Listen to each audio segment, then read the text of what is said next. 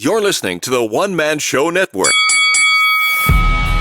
Welcome to the MMA Fight Picks podcast with your host, Aaron Weinbaum.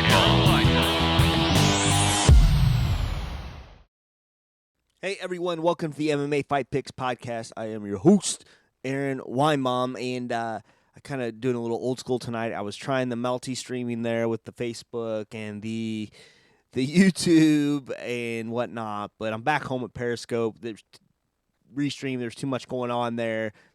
Kept getting interrupted, kept freezing up. This is much better quality for me, for you, and I can answer your questions more smoothly on Periscope. So if you happen to be listening, feel free to chime in. We're talking a little MMA news and a few other things. And if you leave your little comments, not little, I didn't mean to belittle that, but if you leave your comments, I will get to them eventually. But I do have some talking points. Number one, I thought I'd be picking some fights this week. I thought we were fighting on Fight Island or somewhere, or the Tahachi Palace, but alas, no. We are not getting Tony Ferguson versus Justin Gaethje this week, and we may not be getting fights for a while, and I will certainly talk about that, but this is going to be the first fight card in a while. I was super excited, but no bueno there. So, it's just this pandemic thing, it's crazy, and I don't have any expert knowledge on the thing or whatnot, because I'd certainly hate to be the guy that wasn't listening to these stay-at-home guidelines and getting someone sick. As much as I would love to see sports, I hope we figure out a way to do that safely and soon. I am one of those people that is out there working. I'm not in the healthcare profession, so I mean, let's not say that I'm doing anything heroic here, but like I said, I don't want to be the guy that's not listening and get somebody sick. Some people think we're overdoing it. Some people think we're underdoing it. And in the end, hopefully, at least at some point, we get back to normal. All right, so MMA news. Like I said, if you're listening to the Periscope, I usually get a nice, healthy following here. Please leave me a comment. If the comments aren't working, just shoot me a Twitter mention as well. That's it. Aaron says, what one on Twitter. I see I got lots of joiners all of a sudden. So please, like I said, you can chime in on the news. You can ask some questions. Let's get to it. MMA news. Just like that. 15 years goes by.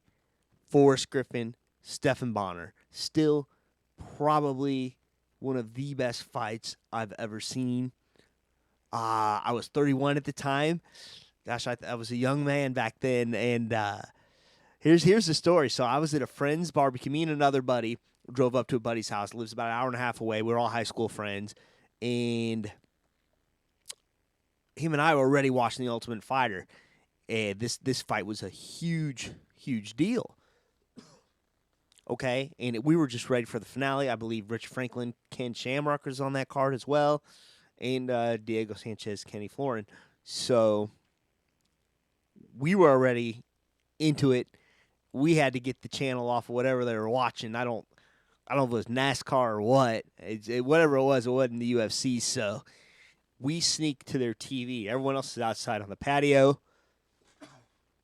My buddy that's hosting it's not an MMA fan, was not back then, is not now. Probably because of this fight night. And so we turn on the TV, and at first there's just two of us watching. There's probably about 30 people there, and they're outside. And we get right to when it's the main event, right when it's Forrest Griffin, right when it's Stephen Bonnar. And this fight just keeps going crazy. So then by the second round, there was not a 5-round main event, if I'm correct. I don't think that started till much later. So the living room is packed. And my friend's pissed off because nobody's outside chatting it up with him. We're all in there watching the UFC. What the hell is this? Why is this fight such a big deal? And I'll tell you what, I didn't know. I didn't know why until after it happened. And so many things that did happen, after that fact. And, we saw Forrest Griffin emerge victorious, and two men rewarded a $100,000 contract. They had a little bit different careers, of course. Forrest, a former world champion. Stephen had some bumps in the road, but still probably the most important MMA event to ever happen. And if you follow James Lynch at all, that is what inspired him to become an MMA reporter. So how about that? MMA journalist, I should say. So certainly interesting. So feel free to let me know your comments as well. Damon Martin over at MMAfighting.com reports, I think this is from Brooke Okamoto's interview, that Henry Cejudo is either interested in Dominic Cruz or Frankie Edgar, wanting to go out on a Legends Rampage, he calls it. He thinks Cruz, even though this fight is rumored to happen, is too brittle to show up, and wants Frankie Edgar ready to go in there as an ultimate. He says he would be a suitable replacement. You know, this is interesting because, you know, Dom's quick and light on his feet and whatnot, but Frankie, I don't know. He could keep up a little bit on the wrestling. I mean, look what Mighty Mouse did. Look what Joseph Benavides did. So it's an interesting fight. It may even be a little more challenging than Dominic Cruz, who hasn't been as active. So I don't know. You know, at this point, I don't think Aljamain's quite healed up to be trained. I don't think he's got, training resources available to him. I don't know Dominic's situation either, but we'll see. This fight could be in May. I'll talk about that in a little later, because a plethora of MMA stories tend to come from BJPenn.com right now. Cole Shelton reports a possible UFC event, like I said, for May 9th. I don't know if this is UFC 249 or a different event altogether. I think this is when 250 was supposed to be scheduled. So do they rename it? I don't know. Do they wide it out and put 249 instead of 250? Because it's going to be a different fight card. So it'll be interesting to see whether or not they book Tony Ferguson and Justin Gaethje again. Of course, they were supposed to headline this Saturday, the 18th, which is not going to happen. The interim belt was going to be online, so does this mean I don't know what happens if they don't fight, because, and I'll talk about that in a minute too. So many expected that once the event was scrapped, they were going to rebook Khabib and Ferguson. This is according to the article, and I don't think that's going to happen now, because Khabib may not come back until much later because of Ramadan.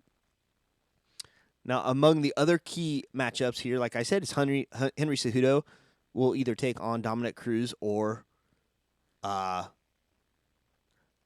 Edgar, probably.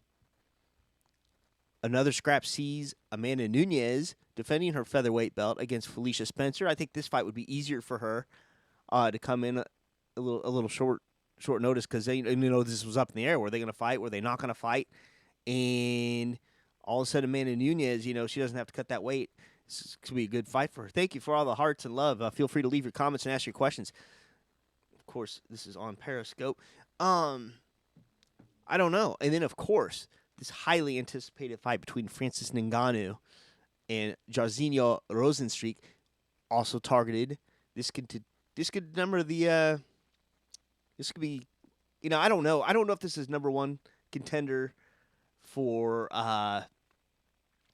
Rozenstruik so much as if it's number one contender for Ngannou. I don't know. But you never know. I mean, Stipe and Cormier, we don't know when that's going to happen. So that's interesting. Before I get to last, so I do have a couple of comments here from Blake Penrose. He says, if Justin beats Ferguson, my life is ruined. He needs to see that Ferguson Khabib. Yeah.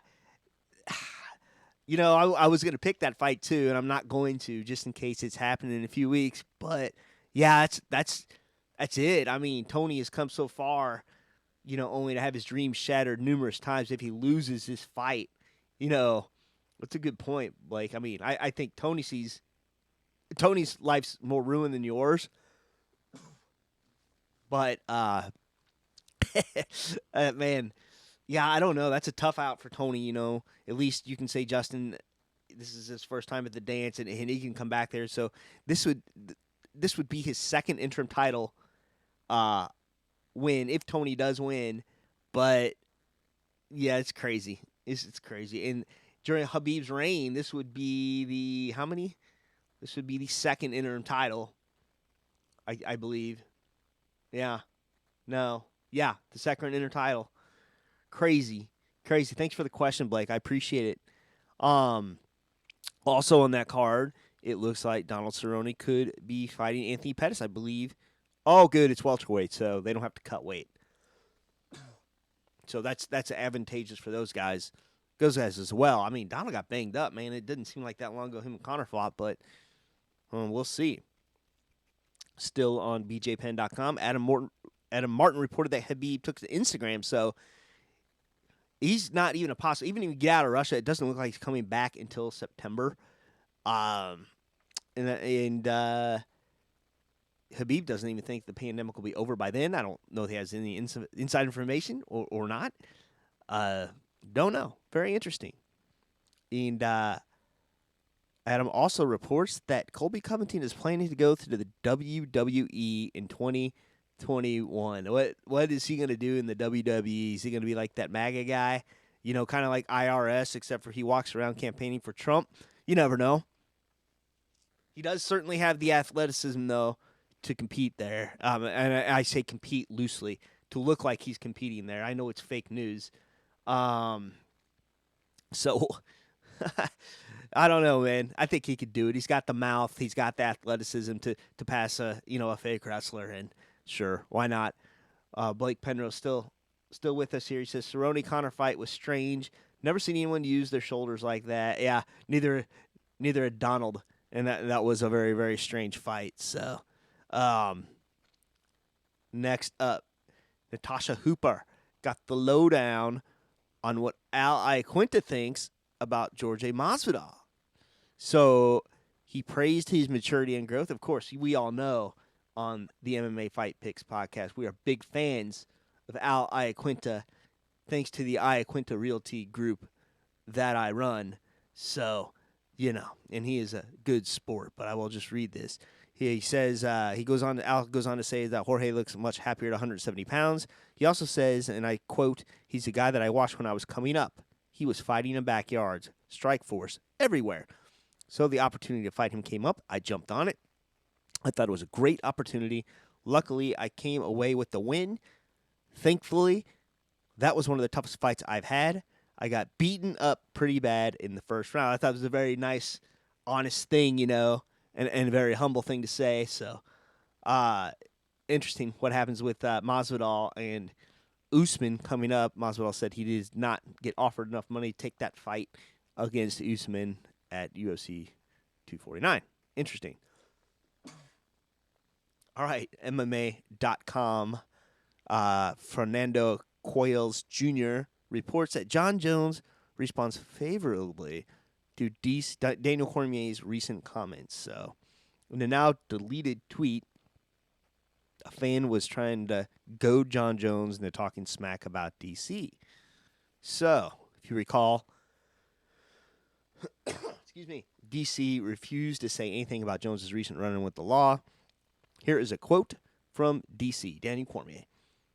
I didn't celebrate the kid getting in trouble again. I don't think you should celebrate or dance on somebody's grave in their darkest moments because you don't do that to people. And here is John Jones's deleted tweet to that fan. My job is to be one of the most elite level competitors in this planet's history. His job is to score the opportunity to speak to guys like me. He's relevant for talking about people who are talented.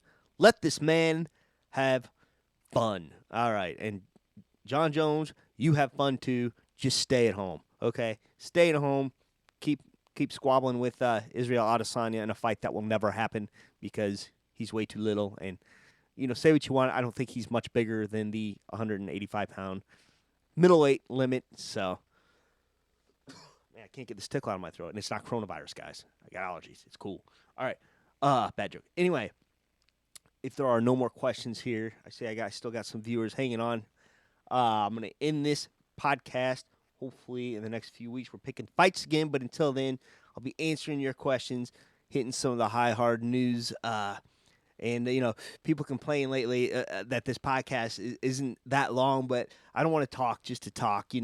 If I got questions, I'll go all night. I'll answer your questions. I'll do this. I'll do that. You can send them to me as well. Aaron says what? aaronweinbaum.com, or you can email me at aaronweinbaum@gmail.com. And if there are no more questions, I'm going to end it right here. And until next time, Shalom. Please remember to support the podcast by visiting the affiliate links on AaronSaysWhat.com.